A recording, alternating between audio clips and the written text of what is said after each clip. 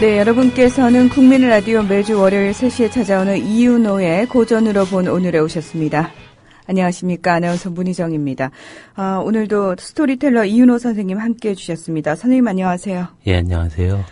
굉장히 조심스럽고 서로 안녕하냐는 인사를 참 쭈삣쭈삣하면서 그렇죠. 하고 있어요. 예, 그렇습니다. 오늘은 세월호 문제를 가지고 한국 사회에서 특수하게 존재하는 그런 위험사회 문제를 가지고 한번 얘기해 볼까 합니다. 어쨌거나 이 문제는 국민 모두를 지금 패닉으로 몰고 가고 있는 문제죠. 네. 그런 점에서 이제 이 문제를 어떻게 볼 것인가 하는 것들을 가지고 한번 얘기해 볼까 싶네요. 지금 워낙 많은 분들이요. 사실 패닉 상태에 빠지게 된 더 큰 이유가 확인되지 않은 사실들이 오보들이 너무 많이 그리고 여과 장치 없이 선정적으로 자극적으로 지금 흘러나오고 있다라는 거죠. 거기에 국민들이 무방비 상태로 지금 노출되어 있는 상황이고요. 심지어 그것마저 진실이 아니다라는 사실들이 너무 많이 밝혀지고 있어서 많은 분들이 도대체 이 사건만으로도, 이 사고만으로도 굉장히 충격이 큰데 이 사고 이후에 일어나는 지금 현상들에 대해서 우리가 어떻게 생각을 정리해야 되고 어떤 마음으로 접해야 되는지에 대해서 혼란을 겪고 계신 분들이 상당히 많으신 것 같습니다. 그렇죠. 근데 이 문제를 조금 다른 각도에서 좀 이야기해 보면 어떨까 싶은데요. 지금은 사실 선장의 지휘 통제 문제로 이제 많은 문제가 가고 있죠. 네. 왜 대기하라고 선실에서 했으며 본인들은 그렇게 빠른 속도로 그렇게 피해갔는지 뭐부터 시작해서 왜 항로 이탈을 했는지 뭐 등등의 근데 이 개인적인 문제를 떠나서 이것이 한 사회를 움직이는 어떤 의미하고 어떤 관계가 있는가를 좀 한번 생각해 볼 필요가 있을 것 같은데요. 예를 들면 세월호가 침수되어 있는 그곳에 수심이 한 몇 미터 정도 된다고 생각하세요? 30몇 미터라고. 예, 37미터 정도 네. 됩니다. 많아봐야 37에서 40미터 정도이고요. 세월호는 그 자체가 35미터짜리 배입니다. 네. 그러면 그 배는 거기를 가면 안 되는 배였던 거죠. 이미. 근데 왜 거기를 갔을까? 이런 것들을 생각해 볼 필요가 있는데요. 우리가 현실적으로 추정할 수 있는 방법은 이런 걸 것 같아요. 배가 안개 때문에 2시간 늦었고, 어쨌거나 사람들의 컴플레인을 최소화하기 위해서 또 일정한 문제를 해결하기 위해서 빠른 속도로 가는 것과 지름길로 가는 방법들을 선택하겠죠. 지름길로 빠른 속도로 가기 위해서 가는 그곳이 결국 항로를 이탈하게 되는 어떤 위험에 처하게 됐는데요. 조금 더 들어가서 이런 생각 한번 해보면 어떨까 싶은데요. 수학여행. 우리 때는 정말 수학여행 가는 게 엄청 설레이는 겁니다. 왜냐하면 단 한 번도 네. 그 학교를 떠나서 살아본 적이 없어요. 그러다가 경주라는 곳에 가서 낯선 체험들과 친구들과 함께하는 체험들이 정말 이렇게 설레이게 하는 어떤 거였죠. 수학여행이 지금 과연 그런 방식으로 존재해야 하는가? 한 학교 학생들이 모두 때로 500명 가까운 학생들이 한 곳으로 와르르 가는 것이 정상일까? 옛날에는 그러한 체험학습의 기회가 없었지만 지금은 부모들하고 수없는 체험들을 합니다. 해외여행도 자주 가고 그런 아이들에게 굳이 그렇게 한꺼번에 위험을 전제로 하고 그렇게 가야 하는가 하는 문제죠. 또 하나는 성수대교가 무너졌을 때요. 이런 게 있는데 그것을 감리했던 이제 프랑스 감리는 이해를 못하는 거예요. 왜 무너졌는지. 그건 뒤집어 놓으면 무슨 말이냐면 우리나라의 도로 구조와 그다음에 삶의 방식과 근대의 발전 속도가 결국 러시아어라는 특수한 것들을 만들어냈고 길에 수많은 차들이 프랑스하고 달리 그곳에서 완전한 모든 무게의 하중을 가지고 꽉 채워져서 서 있는 상황들을 예견하지 못하는 거죠. 그러니까 예를 들면 그것은 필연적으로 그 다리가 무너지게끔 예정되어 있는 문제라는 말씀을 드리고 싶은 건데요. 이것은 다른 말로 하면 무슨 말이냐면 그 배에 적재할 적재물들이 이미 그 한계를 초과할 수밖에 없는 한국적 방식들이 존재하고 있다는 거죠. 이걸 이제 울리백이라는 사람이 이제 위험사회론을 이야기하면서 위험의 근본적인 원인에는 근대 사회가 만들어내는 효율성의 가치가 결국 축적됐고 그것이 이제 우리에게 예상하지 못하고 그리고 전 계층적이고 전 지구적인 위험들을 우리에게 던져주고 있다라고 얘기를 하는 거죠. 그런 점에서 보면 분명히 이 문제는 또한 어쩌면 과거에 존재하지 않았던 방식의 위험이 지금 존재하는 것이죠. 그것은 근대적 효율성이 만들어내는 어떤 방식이죠. 500명을 한꺼번에 수학여행을 보내는 효율성과 그리고 보다 빨리 가고자 하는 효율성과 보다 많이 실어서 보다 효율적으로 존재하려고 하는 이 효율성들이 만들어내는 필연적인 어떤 과정이 아닌가 이런 생각이 동시에 듭니다. 그런데 울리백은 이런 얘기를 하죠. 위험은 그러니까 뭐라고 할까 결핍은 위계를 가지고 있지만 즉 배고픔은 계급에 따라서 다르다는 거죠. 하지만 스모그는 민주적이다. 이런 얘기를 하면서 위험이라는 것은 전 계층적이고 전 지구적이고 그래서 위계를 갖지 않고 민주적으로 존재한다. 이런 얘기를 역설적으로 하는 건데요. 근데 우리 사회에는 이것이 좀 다르게 나타납니다. 예를 들면 명령을 하는 자와 명령을 받는 자, 규율을 만드는 자와 규율을 따르는 자 사이에 위계가 존재한다는 거죠. 위험도. 예를 들면 승무원의 비율과 학생의 비율 중에 이 위험에 노출되는 비율이 어떠한가를 생각해보면 단적으로 보일 수 있는데요. 우리 사회에서 이 위험의 문제들이 만들어지는 과정은 결국 그러한 어떤 관료제의 어떤 흐름들 속에서 복합적으로 존재하고 있다는 생각이 듭니다. 그것이 무슨 돈을 많이 갖느냐 안 갖느냐 이런 문제라기보다는 그러한 규율을 집행하는 자와 그 규율을 따르는 자 사이의 위험은 체계적으로 다르게 존재하는 것은 아닌가 이런 생각을 하게 되는데요. 그렇기 때문에 선장이 방송을 통하여 그 자리에 있으라고 할 때 그들은 그대로 있는 거죠. 이런 추정이 가능할 수 있습니다. 예를 들면 선장이 그렇게 얘기하지 않고 학생들이 모두 갑판 위에 올라왔을 때 예를 들면 선장이나 승무원들의 살아갈 가능성은 더 적어질 수 있죠. 그가 의도했던 의도하지 않았던 의도했다는 의미만은 아닙니다. 어쨌거나 그리고 그것이 일정하게 모두가 구출되지 않을 가능성이 있다라고 할 때 그가 선택하는 건 삶의 문제가 경쟁의 문제라면 죽음의 문제도 경쟁의 문제죠. 여기에 이제 개인 윤리의 문제들이 더 중요하게 제기될 수 있는 문제는 그런 점에서 아니라는 것을 이야기하고 싶은 건데요. 지금 그 선장이 정말 끔찍한 짓을 한 거죠. 근데 이 끔찍함의 배후에는 그 개인의 문제가 아니라 사회가 만들어낸 안정만의 시스템이 없다는 거죠. 더 본질적으로는 이런 문제가 있을 것 같아요.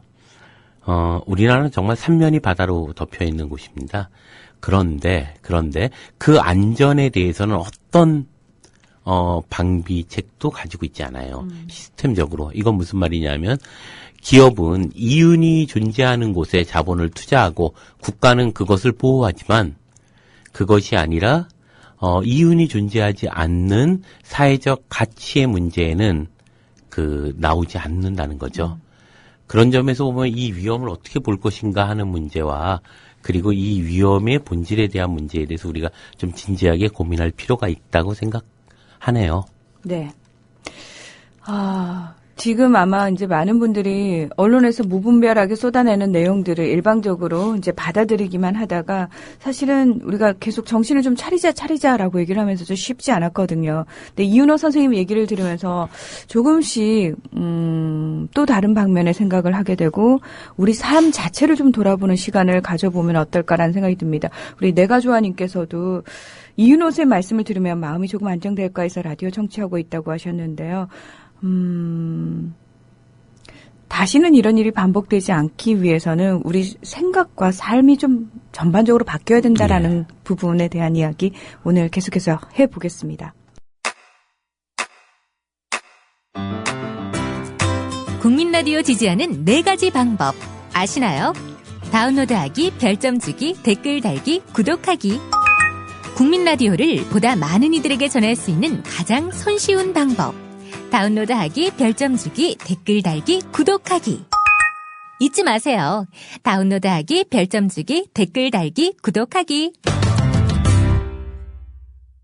여러분께서는 국민 라디오 이윤호의 고전으로 본 오늘에 오셨습니다. 선생님 그 위험 사회론 얘기를 하셨어요. 예. 아, 이게 참 매번 반복되는 얘기들이고요. 근데 왜 변함이 없을까? 좀 누굴 탓해야 하는 걸까? 그렇다고 그러면 나는 얼마나 잘하고 있을까?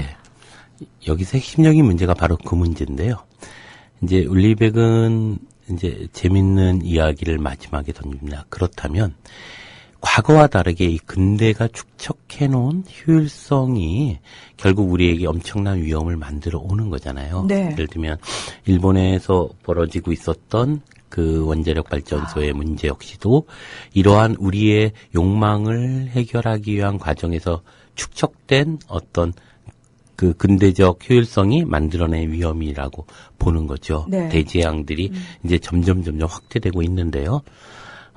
그랬을 때 울리백은 그런 얘기를 하는 거죠. 이게 그랬을 때 이것을 해결할 수 있는 방법이 뭘까? 이런 얘기를 하면서 자기가 보기엔 단 하나밖에 없다. 이것으로 해결할 수 있을지는 모르지만 이것 말고는 없다라고 하는 게 있습니다. 그게 위험 인식이거든요. 위험 인식. 예, 뭐냐면 위험은 동시에 위험이지만 위험은 또한 위험을 해결하기 위한 과정이라는 거예요. 즉 위험을 통해서 우리는 자각하고 과거에 관료제 하에서 존재했던 하나의 대상이나 객체로서 존재했던 정말 우리식으로 이제 노예적 세계관에 물들어 있던 수동적 대중이 이제 위험을 맞닥뜨릴 때 우리는 비로소 첫째 주체적으로 그것을 성찰하는 주인됨으로 전환하는 가능성이 위험 인식에서 비로소 생긴다는 거죠. 그러니까 예를 들면 집이 무너진다고 할 때 더 이상 관료적 질서는 존재하지 않는 거죠. 그래서 우리는 비로소 집을 뛰쳐나가서 새로운 질서를 구축하고자 하는 생각들이 존재하는 이 위험인식이 존재한다라고 이야기하고 있는 겁니다. 물론 요번에 대단히 이상한 일이 발생한 거예요. 이것은 뭐냐면 방송에서 가만히 있는 것이 안전합니다라고 끊임없이 얘기할 때 그것에 가만히 앉아있는 것이 한국적인 특수한 어떤 위험사회의 또 하나의 모습들이죠. 즉 우리는 너무나도 오랫동안 수동적 교육에 의해서 수동적으로 길들여온 우리들의 모습들이 있는 거죠. 그런데 울리백이 이야기하는 이 위험인식이 위험의 새로운 성찰적 근대화를 가져올 수 있다. 유일하게 라고 얘기한 데는 이런 것이 있습니다. 지금 처음에 제가 이 얘기를 하려고 이제 말씀드렸던 건데 처음에 문희정 아나운서가 이제 대단히 많은 이제 이야기들이 돌고 있고 그것의 진실이 무엇인지 우리는 알 수 없다. 그런데 저는 이런 생각을 해보는 거죠. 예를 들면 그렇게 대단히 많은 이야기가 떠돌고 와글와글하고 그것을 찾아서 진실을 찾아서 움직이는 개개인의 모습들이 존재할 때 이 위험사회의 문제는 해결될 수 있다는 거죠. 그러니까 이르자면 아니라고 이야기할 수 있는 제입 가지고 있는 사람들이 많아져야 합니다. 많아지는 과정은 일정한 어떤 흐름들이 있어야 될 텐데요. 그 흐름들에는 우리가 비록 음모론이라고 얘기할 수 있지만 개개인들이 추론할 수 있는 많은 이야기가 던져지고 그 이야기가 해명되고 그 이야기가 논쟁되었을 때 비로소 그것은 하나의 의미가 되죠. 사회를 관리하거나 통제하는 관점에서 보면 이것은 대단히 위험한 얘기입니다. 막고 싶은 얘기죠. 그래서 이것의 유언비어를 유포하는 자는 이러저러한 뭘 할 것이며 뭐 엄벌을 처하겠다. 뭐 법적으로 대단히 강력하게 법적 규정을 로 처리하겠다라고 엄표를 놓습니다. 그런데 그럼에도 불구하고 우리가 그것을 스스로가 추론하고 판단하고 결정하고 합의 보고 그래서 문제를 제기하지 않는 한 이 위험을 해결할 길은 없다고 울리백은 이야기하고 있는 거죠. 예를 들면 어떤 사람이 이런 유언비어를 유포했습니다. 왜 항로를 바꿨을까? 이것은 지금 해상에서 한미 연합 훈련을 하고 있기 때문에 그 항로가 봉쇄됐기 때문이다. 이런 얘기를 하면서 이제 그쪽으로 키를 틀었다는 얘기를 하고 있는 거죠. 일정하게는 그럴 수도 있어. 라고 생각할 수 있습니다. 네. 그런데 중요한 거는 그런가 안 그런가를 우리 모두가 인터넷에서 찾아보고 그럴 수 있는 가능성에 대해서 이야기하고 미친 듯이 얘기를 해봐야 됩니다.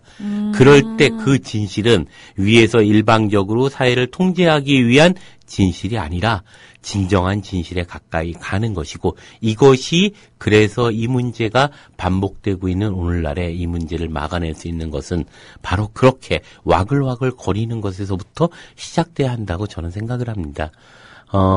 이런 거죠. 도대체 왜 최근에 이제 문제 제기를 하는 문제 중에 촛불 집회에서 그런 얘기가 나왔는데 분명히 7시 40분쯤 방송으로 문제가 됐다라는 얘기가 나왔다. 기사가 떴다. 네. 그런데 8시 59분이라고 하면서 사라졌다. 찾아보니 댓글만 남아있다. 이건 어떻게 될 것인지 밝혀야 한다. 왜? 그 앞에 있었던 1시간가량의 시간들은 어디로 날아갔는지. 그렇죠. 그리고 왜 숨겨야 했는지.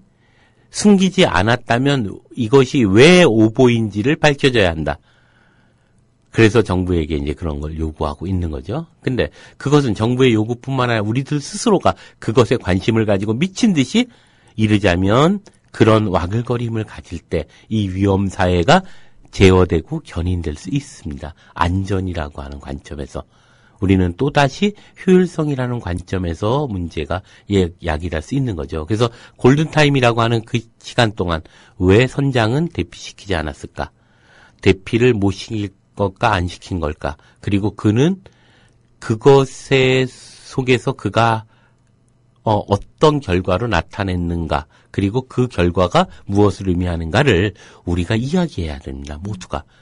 스스로 이것은 우리가 민주주의라는 것이 멀리 있는 것이 아니라 우리 스스로 우리가 겪는 모든 문제에 대해 스스로 말하고 스스로 연대하는 일이 민주주의의 근본은 아닐까 이런 생각을 해봅니다. 그렇다면 이 위험에 처해 있을 때 우리가 위험에 처해 있는 하나하나의 문제들을 정말 찾아보고 그리고 지금 어떻게 이들을 구출할 것인가.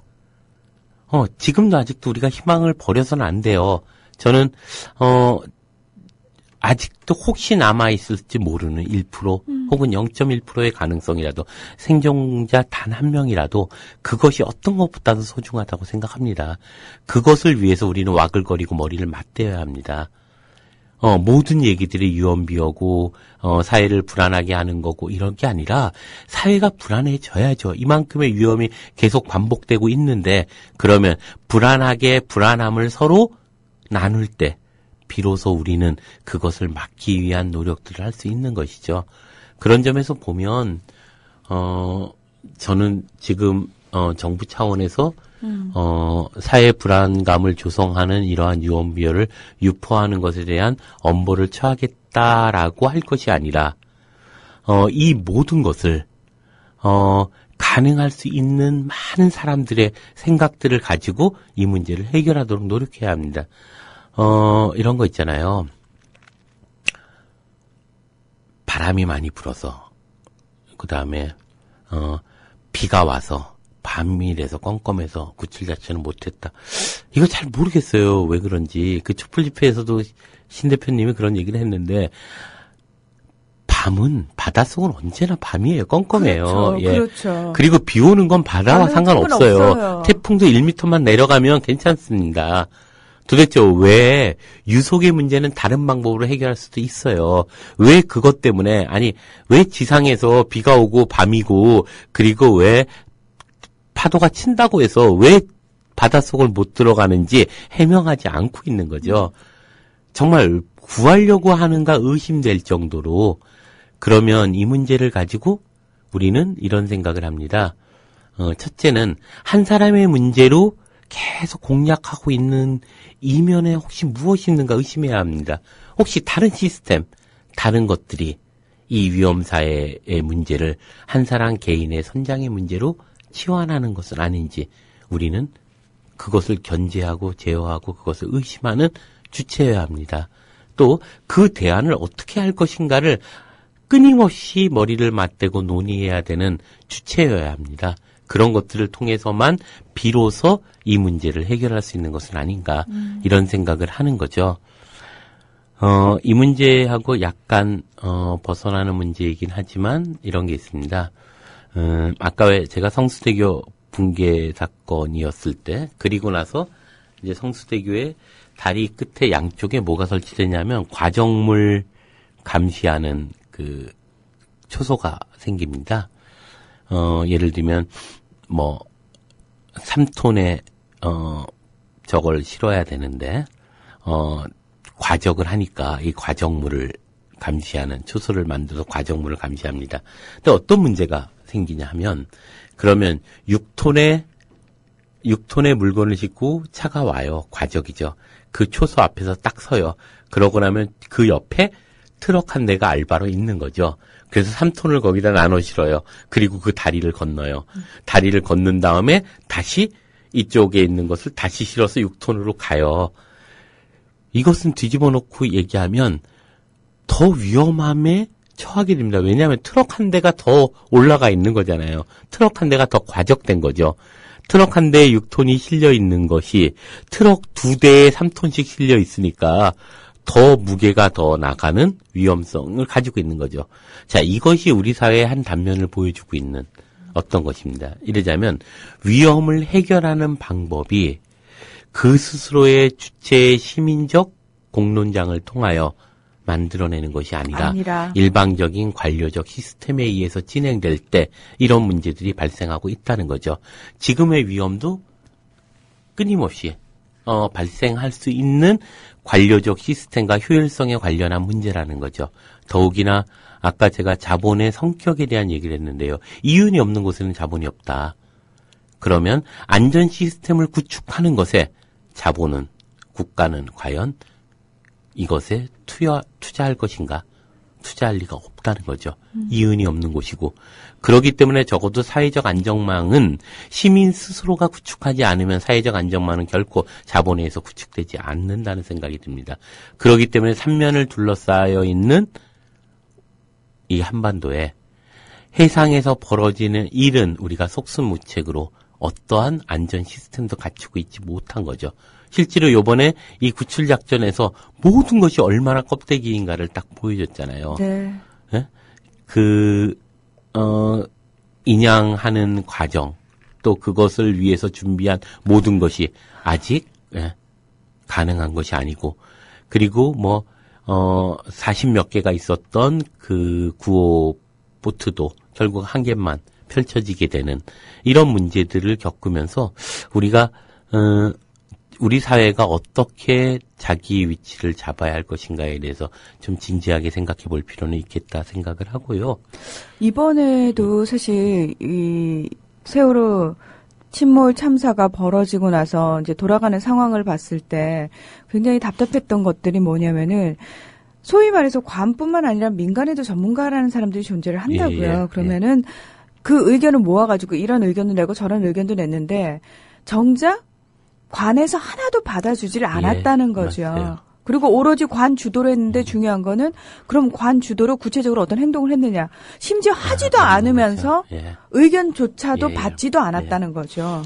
그러니까 제일 중요한 건 이제 이런 문제가 가졌을 때 철저하게 공정하고 공개적으로 논의들을 모아야 하고 공개화해야 합니다. 그렇죠. 예. 그런 우리가 왜 음모론이 만들어지냐면 사람들의 본질적으로 음모론을 좋아한 게 아니고 음모론이 만들어질 만큼 비민주적 집행이 진행되고 있기 때문이죠. 네.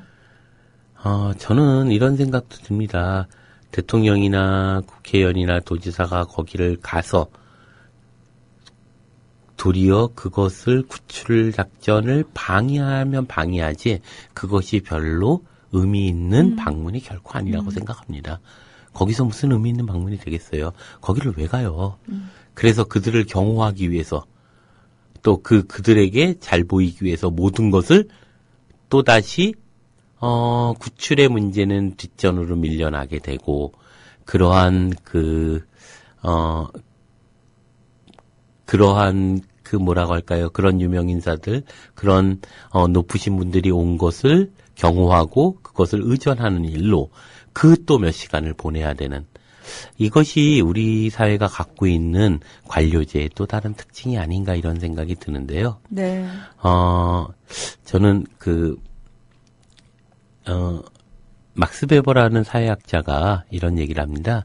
근대의 과정은 근대의 출발을 이야기하면서 이제 합리화 과정이라는 이야기를 합니다. 즉 뭐냐면 우리가 대상이라고 하는 것에 대상을 이해하기 위한 과정이 합리화죠. 그래서 과거에 번개를 빡 칠 때 이것의 의미를 몰랐던 사람들이 이제는 과학적이고 합리적으로 그것을 아는 것. 이것이 합리화 과정이고 이걸 탈주수라라고 하죠. 근대가 무엇이냐라고 물어본다면 베버는 그렇게 얘기하는 거죠. 그렇게 합리적으로 하나씩을 알아가는 과정이었다라고 얘기를 합니다. 그런데 이게 나중에 이제 호르크하이머나 아도르노의 입장에서 이것을 분석해 나가면서 이런 생각들을 하게 됩니다. 뭐냐면 그렇게 합리화 과정이라고 하는 것은 거꾸로 근본적인 질문을 해봐야 한다. 그것을 왜 하려고 하는가, 대상을. 그것은 그 대상을 지배하고 그 대상을 제어하고 그 대상을 정복하려고 하는 어떤 것이 있기 때문에 그 대상을 알려고 한다는 거죠. 그래서 인간이 자연을 알려고 해서 과학이라고 하는 개념을 만들어냈지만 그 이면에는 그것을 지배하고 정복하고 제어하려고 하는 일정한 자기의 욕망들이 투영되어 있는 것이고, 그래서 합리화 과정은 다른 의미로 보면 또 다른 지배의 이데올로기인 것이다라고 이야기를 하게 되는데요. 문제는 그러면은 문득 드는 생각이요. 예전에 번개가 왜 치는지는 몰랐을 때는 그냥 뭐 왕부터 시작해서 일반 평민까지 심지어 노예들까지 다 그냥 그 자연인 번개만 두려워하면 됐는데 그걸 알게 된 이후부터는 두려워해야 될 대상이 하나가 더 생긴 거네요. 어떤 의미에서는? 그렇기도 하지만 이제는 자연은 두려운 대상이 아니고 정복의 대상이기도 하죠. 그렇죠. 그래서 이제 자연을 정복하는데요. 그래서 자연을 이제 그 두려움의 요소들이 합리화되는 과정에서 이제 자연은 인간에게 식민화되죠.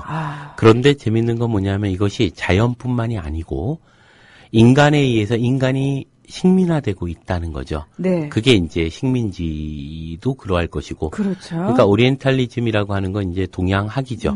서양에 의해서 동양을 알고자 하는 겁니다. 동양학인데요. 왜 알고자 할까?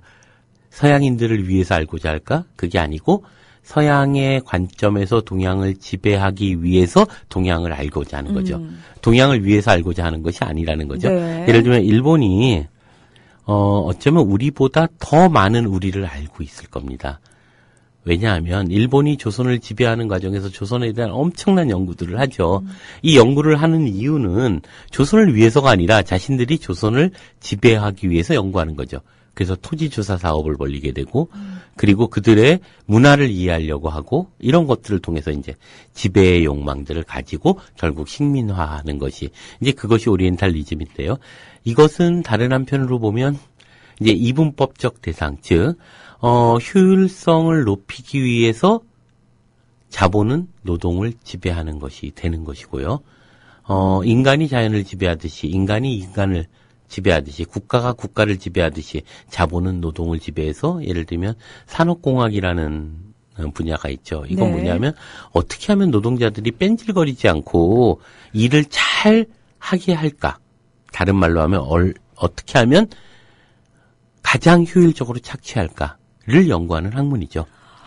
그 학문이 그 학문이었어요. 예, 그래서 이제 테일러리즘, 포디즘 이런 거죠. 어떻게 하면 사람들이 최대한 노동을 효율적으로 만들어내게 할 것인가를 연구하는 학문입니다. 물론 그렇게만 이제 일반적으로 얘기하기에는 가치라는 문제가 있으니까 그렇지만 기본적으로는 이제 그런 것들이 깔려 있다는 거죠. 그래서 이제 자본에 의한 노동의 지배 또 사회의 효율성을 위해서 농촌이 억압되어지고 도시의 자기 발전을 보장하는 것도 그런 문제고요. 여성의 문제와 남성의 문제의 이분법들이 존재하는 거죠. 즉 효율성의 가치에 따라서 대상이 주체와 객체라는 이분법적으로 분리되고 대상은 주체의 하나의 도구나 주체의 하나의 수단으로 전락해버리는 것들로 존재하는 거죠. 이러자면 우리도 모르게 자연스럽게 이런 게 있을 겁니다. 아이들 수학여행을 보내요. 500명 가까이 보내요. 그러면 아이들의 교육의 문제를 생각하는 사람은 얼마나 될까 하는 문제예요. 교육의 문제의 관점에서 본다면 500명을 그렇게 때로 보내서는 안 되죠. 그것보다는 행사 때우기의 관료적 태도와 그리고 일정하게 이것이 얼마짜리지가 규정되는 것들이 있겠죠. 뭐 굳이 그것이 학교에서 무슨 돈을 받고 이런 것들이 아니라 할지라도 결국 여기에는 경제적 어떤 논리들이 이 안에는 흐르고 있는 거죠.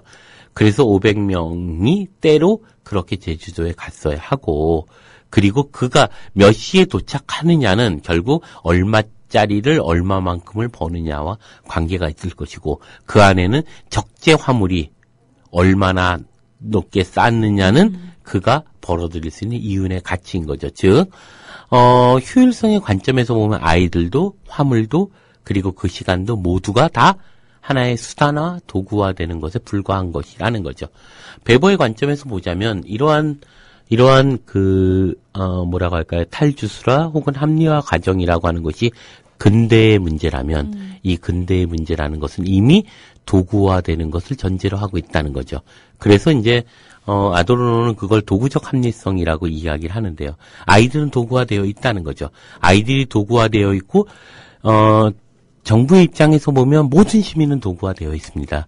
그렇기 때문에 그 시민들은 정부나 혹은 그 정부가 지지하고 있는 일정한 계층의 어떤 삶의 풍요로움을 위하여 다 수단화되고 있는 것들이 있는 거죠. 그렇기 때문에 와글와글거릴 때 이것은 대단히 위험한 의미들을 갖는 것은 아닐까. 그렇기 때문에 유언비어라는 의미로 모든 입을 다 재갈을 물리려고 하는 거죠. 심지어는 우리들 스스로도 그런 거죠. 제가 되게 존경하는 어떤 교수님이 계시는데 이번 사건을 통해서 되게 흥분하셨어요. 그래서 페이스북에다 매일매일 막 욕을 하시면서 소리를 지르면서 막 온갖 이럴 수도 있는 거 아니냐. 네. 이렇게 된 건 아니냐 계속 얘기를 합니다. 근데 우리들 안에서도 뭐가 있냐면 그런 음모론 자꾸 얘기하지 마시고요. 이런 거요. 그건 우리 안에도 그런 것이 내면화되어 있다는 거예요. 근데 음모론을 그분은 얘기하려고 하는 것이 아니라 우리가 떠들지 않으면 이 대안은 없다는 거예요. 우리가 떠들고 우리가 대안을 찾아야 되고 우리가 이 문제를 해결해야 된다. 우리가 무엇인가 이 순간에 우리가 정신 차리지 않으면 이 위험은 언제나 존재할 수밖에 없다. 이런 얘기를 하시는 거죠. 아마 제가 보기에는 그분은 정말 이렇게 목숨 걸고 하시는 것 같아요. 자기 교수 자리 내놓고 할 정도로 아주 과격하게 정말 이게 정권이냐 이러면서 막 엄청 험한 평상시에 되게 점잖으신 분이었는데 막 엄청 욕을 해대고 막 사사건건 모든 문제에 트집을 잡고 계세요. 근데 이 트집을 잡고 있는 것을 계속 지켜보면서 제가 느끼는 것 중에 하나는 우리가 모두들 그렇게 된다면, 그렇게 한다면 이러한 위험을 막을 수 있는 유일한 가능성이 있다는 거죠. 뒤집어서 우리가 유언비어를 유포해야 되는 것들이 어쩌면 맞는 것일 수도 있겠다. 그러니까 유언비어 유포 선동죄인가요? 저는 뭐 어쨌거나 그 유언비어라고 하는 것이 우리가 할 수 있는 시민의 자율적 추론인 것이고 그것들을 가지고 끊임없이 자기 근거를 만들어내고 그러지 않는 한 우리에게는 또 다른 위험들이 또 곧 밀려올 거라는 생각이 듭니다. 근데요, 선생님 항상 우리가 이런 얘기 나올 때마다 드는 생각이 뭐냐면은, 우리 사회의 문화 자체가요, 토론하고 계속해서 끄집어내서 얘기하고, 그게 시간이 얼마가 걸리든 끝까지 참고, 기다려주는 그런 문화 자체가 없잖아요. 예. 뿐만 아니라, 그런 문화가 뭐, 교육 현장이라고 있겠습니까? 예. 당연히 없죠. 그러다 보니까 저희가 이 부분을 어디서부터 어떻게 손을 대서 얘기하는 문화를 어떻게 만들어야 될지가 너무 엄두가 안 나는 거죠.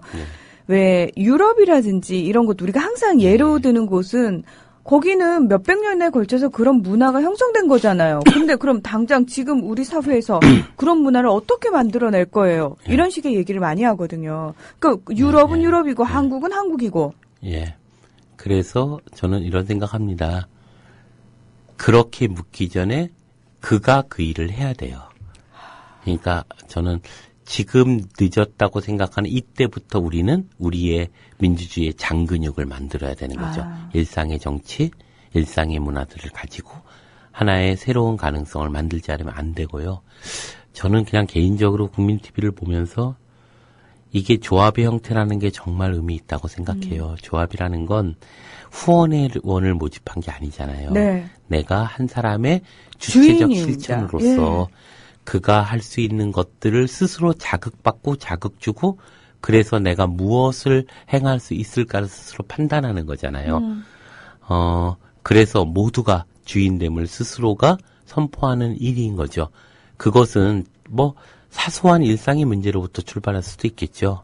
하지만 이렇게 우리가 부딪혀서 끊임없이 새로운 가능성들을 와글와글거리면서 공론장을 만들지 않으면 저는 이것의 가능성은 정말로 위험하다는 생각이 듭니다.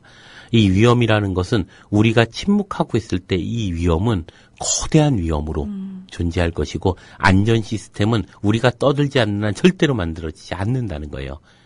안전 시스템을 만드는 것을 스스로 구축하지 않으면 이 안전 시스템은 자본과 정부는 절대 하고 싶은 일이 아니에요. 도리어 어떤 면에서 보면 이 위험을 통해서 그들 스스로가 자신의 정권을 공포의 분위기를 통해서 장악하는 것도 혹은 더 확장하는 것도 가능하기 때문에 결코 안전 시스템을 확보하는 것이 자본이나 정권의 일은 아닐 거라고 생각을 합니다. 그러면 지금까지 우리가 해오던 방식에서 방식을 좀 바꿔야 되겠다는 생각이 드는 게 정부의 자 대책을 마련하시오가 아니라 그렇죠. 우리가 떠들어야 돼요. 이런저런 정말 요구하고, 구체적으로 이런 대책 세워달라. 이건 이렇게 해주고 이걸 그러니까 구체적으로 우리가 대책을 세워서 계속 요구를 해야 되는군요. 그리고 공개할 것을 계속 요구해야죠. 요구하고. 그래서 우리 스스로가 그것을 만들어내지 않는 한 절대로 그것은 스스로 되지 않습니다. 그런 얘기 하잖아요. 민주주의라고 하는 것의 그 땅과 피는 쟁취하지 않은 한 존재하지 않는 것이다라는 얘기가 있잖아요. 우리는 사실 민주주의를 경험한 적이 없어요. 네. 그렇기 때문에 언제나 청원 운동만 하고 있었던 거죠. 예를 들면 유럽 사람 입장에서 보면 참 신기한 게 있죠. 우리가 가끔씩 시위에 100만이 모일 때가 있어요. 네. FTA 때도 그랬고 촛불 집회 몇 번, 예를 들면 노무현 탄핵 때도 그랬고 또 미국 그 소고기 파동 때도 그랬고 한 100만이 모였습니다. 그 전에 이한열 때도 그랬고요. 그 전에 이제 서울역 79년 박정희 대통령이 죽었을 때도 그랬죠. 민주화의 봄이 일어날 때 이제 100만 명이 모였습니다. 100만 명이 모이면요, 엎어져요. 그렇죠. 그런데 딱 100만 명이 딱 모이고 나서 청원 하나 하고 그거 들어주면 딱 끝나요. 네. 왜일까? 그것은요, 우리가 예의 바르고 이런 게 아니라 우리 스스로가 자기의 민주주의의 장근육을 만들지 못했기 때문이에요. 저는 엎어지는 게 좋다는 의미가 아니고요. 그만큼 우리 스스로가 그 안에서 중요한 의미들을 던졌어야 하는 거죠. 예를 들면 이런 게 있습니다. 국민투표라고 하는 것은 국민 발의나 혹은 국민 소환권들이 전제되지 않았을 때 이것은 그냥 껍데기에 불과해요. 스스로 정치로서의 주체인 스스로가 정치를 포기하고 대리적으로 무엇인가 대의하는 거잖아요. 국민투표라는 건. 네. 내 정치적 행위를 누군가에게 대신 맡기는 거죠. 청원하는 거예요. 지금도 그렇거든요. 국회의원 뭐하냐라고 얘기하고 있는 거죠. 이 청원 운동이 보다 적극적인 주체의 민주주의적 운동으로 발전하기 위해서는 예를 들면 국민투표가 아니라 국민소환과 국민발의에 대한 문제로 확대돼야죠. 근데 우리는 그냥 그거 나쁜 거니까 이것 좀 잘 좀 했으면 좋겠다라는 청원의 이상도 이하도 아닌 상태에서 100만 명이 모이고 휙 끝나죠. 그러니까 이한열 당시에 87년 6월 항쟁에서 직선제 대단한 의미가 있죠. 하지만 직선제 하나 하고 우리는 쫙 또 흩어집니다. 이건 예의 바른 것이 아니라 민주주의의 장근육이라는 것이 무엇인지를 우리가 만들어 보지 못한 거죠. 그런 점에서 보면 저는 이런 의미들이 이러한 위험들을 직면했을 때 가장 중요한 것은 그래 우리 유언비어 퍼뜨리는 거야. 그러니까 가장 민주적으로 정보를 공개해. 그것을 향해서 우리 모두가 모여야 합니다. 저는 그것이 아니면 이 위험은 계속 반복되는 위험, 어디서 또 무엇이 터질지 알 수 없습니다. 그리고 우리는 안전 불감증에 점점 걸리고 불평분자만 되는 거죠. 국회의원 뭐 하는 거야. 뭐 이런 생각만 하게 됩니다. 하지만 우리 스스로가 정치하지 않으면 정치는 정치되지 않아요.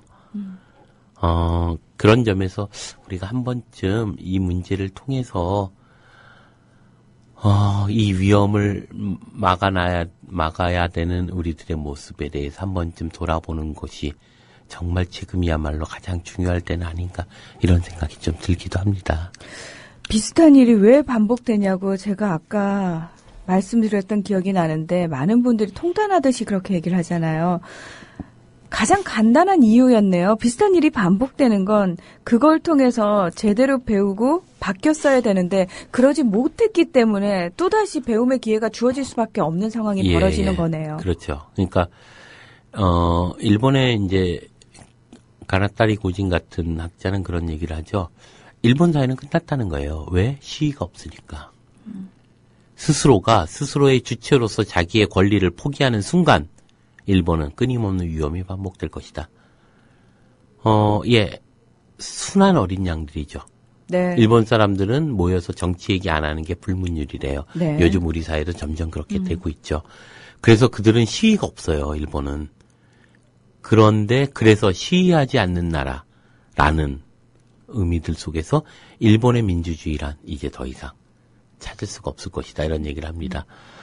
그러면 그럴수록 이제 우리가 운동이라고 하는 시민운동이 점점 과격해지고 극단화되고 일부의 정말 극단적 맹동주의자들만 남게 되죠. 시민들이 참여하는 게 아니게 된다는 거예요. 그런 점에서 우리가 지금 이것이 우리의 시위로서 자기 발전의 의미들을 갖지 않는다면, 순종한다면, 대리한다면, 그리고 그것이 내면적으로 습관화된다면 저는 이것은 똑같은 문제를 또 발생시키고 또다시 통탄하고 그때 또다시 정부를 원망하는 것으로 끝나버리게 되고, 그렇죠. 대구 지하철 사고. 그것은 우리가 얼마나 소통불능인 사회인가를 보여주는 단적인 예죠. 예컨대 소통되지 못하는 어떤 한 개인이 정신병자다, 이게 중요한 게 아니에요. 그는 왜 그곳에 신라를 가지고 왔을까? 무엇이 소통되지 않았을까? 하는 거죠. 또 하나는 이쪽 칸에 있는 시민보다 저쪽 달려오는 열차의 시민들이 훨씬 더 많은 피해를 보거든요. 이쪽 기관차와 저쪽 기관차는 왜 소통이 단절됐을까? 우리는 이것에 대해서 냉정하게 생각해 봐야 됩니다. 우리는 어쩌면 더 스스로 위험사회를 향해서 가고 있는지도 몰라요. 이 위험인식이 우리들을 주체로 변화시키지 못한다면 우리는 영원히 이 위험들은 또다시 끊임없이 반복적으로 우리를 위험에 노출하게 하겠죠. 더 많은 빈도로. 삼풍백화점이, 그 다음에 성수대교가, 그리고, 이제, 바다에서 이제는 또다시 문제가 발생한 거죠. 이 위험은 그래서 우리가 한 개인으로부터 빚어낸 인재가 아니고 시스템이 만들어내고 우리 사회가 만들어내는 우리들의 비주체성, 수동성 이런 것이 만들어내는 어떤 문제였을 것이다. 이런 생각이 좀 들게 됩니다. 네. 저희가 왜 미디어 협동조합 형태로 방송사를 만들면서 우린 단 한 번도 장시간 토론을 해본 경험도 없고 도대체 민주주의라는 게 어떤 건지 경험해 본 적도 없고 어느 선까지 얘기해야 하고 어느 선까지 들어줘야 하고 그리고 내가 어디까지 참여를 해야 될지에 대해서 아직도 저희들은 참 많이 혼란스러워하는 게 사실입니다. 특히 이렇게 이제 큰일이 터졌을 때 나는 조합원인데 왜 국민TV는 이 정도 선까지 안 해주느냐라고 요구하시는 분들도 굉장히 많으시고요.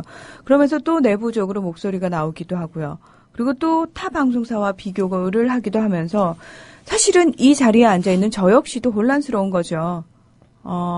그런 얘기들이 나오는 게 하나도 도움이 안 됩니다. 또는 그런 얘기들이 나오는 게 아직까지 우리 조직이 참 건강하다는 의미입니다. 라고 해야 되는 건지 그러면서 누군가 좀 가르쳐줬으면 좋겠다라는 생각이 들면서도 막상 제가 선생님 말씀을 들으면서 찔렸던 부분이 고백하자면 저 역시도 완벽한 주체로 나서지 못하고 있는 게 아닐까라는 생각이 들었다는 거죠. 그렇죠. 그리고 또 그런 점에서 보면 이제 이런 게 있죠. 그러니까 내가 어느 그 자리에 서 있으면 사람들이 얘기하는 게 다 불평불만으로 들려요. 예. 그러니까 저는 이런 생각이 드는데 우리가 제일 중요한 건 와글거려야 돼요. 와글거려서 무엇인가 말이 많아야 돼요. 말이 많지 않으면 그것은 발전하지 못해요. 옛말에 이제 사공이 많으면 배가 산으로 간다고 하는데 네. 그것이 위험한 이데올로기인 거죠. 배가 사공이 많으면 어느 방향으로나 끊임없이 가요. 그것이 가장 효율적인 저기를 향해 가는 건 아니겠죠. 하지만 가장 집단지성이 만들어내는 방향으로 가겠죠. 힘들게. 그렇지만 그럴 때 모두가 사공이 돼요. 나머지 그렇지 않을 경우에는요. 사공이 안 되고 다 서로를 손가락질하는 사람만 돼요. 효율적인 선상에서만 가기 시작하면 그것이 위험이 되는 거죠. 그래서 그 배가 위험에 처할 때 모두가 그 위험을 피해 나갈 수 있는 주체가 될 수 있어야 합니다. 그렇지만 지금 우리 사회는 그것을 통제하고 그것을 제어하는 사회죠. 그리고 우리도 내면화돼서 그게 스스로 통제됩니다. 하다못해 부모의 입장에서 아이가 뭐라고 떠들면 야 조용히 해. 알지도 못하면서 이렇게 됩니다. 맞아요. 이제 이것으로부터 우리가 스스로 민주주의를 만드는 일 정말 중요한 것이죠. 자신의 권리를 주장함을 존중할 줄 아는 태도.